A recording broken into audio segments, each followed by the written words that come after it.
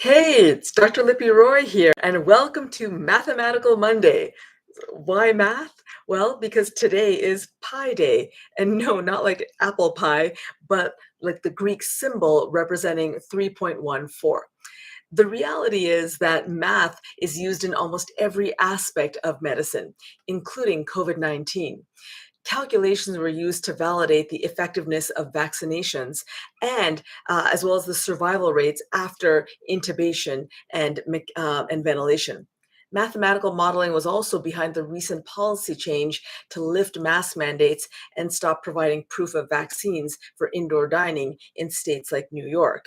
And I know that this has been a source of mixed emotions for many of you.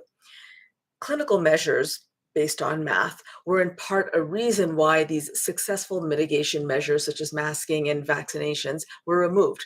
COVID cases dropped by 43% in 1 week. In addition, hospitalizations and deaths declined by 70%.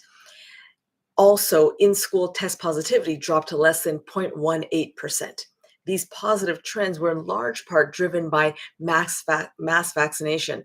Nearly 80% of New Yorkers are fully vaccinated.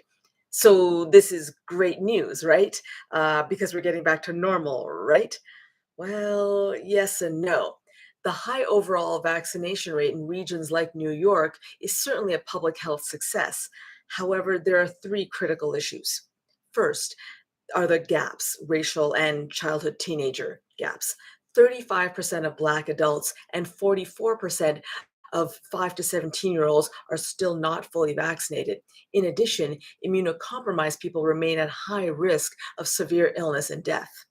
Second, overall vaccination levels will decline as more and more unvaccinated people enter New York, which is the most visited city in the United States, and as more new babies are born, who of course will not be vaccinated. Third, we just can't predict what this novel coronavirus will do next. If it mutates, and by the time a new variant is detected and confirmed by scientific studies to be clinically harmful, the virus will already have been circulating in New York, which was the global epicenter of COVID-19 exactly 2 years ago. So, the best way to stay safe and healthy is to get fully vaccinated and boosted.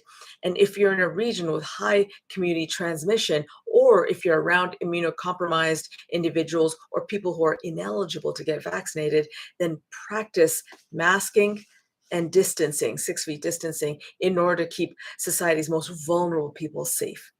Look, I know it's been a tough few years for all of you. Trust me. But look how far we've come. I am hopeful that we are going to get through this together. So, for those of you who've worked so hard and made so many sacrifices and followed public health measures, you deserve to hear a funny joke. So, what was Casper the Ghost's favorite dessert? Blueberry pie. All right. Be safe. See you soon.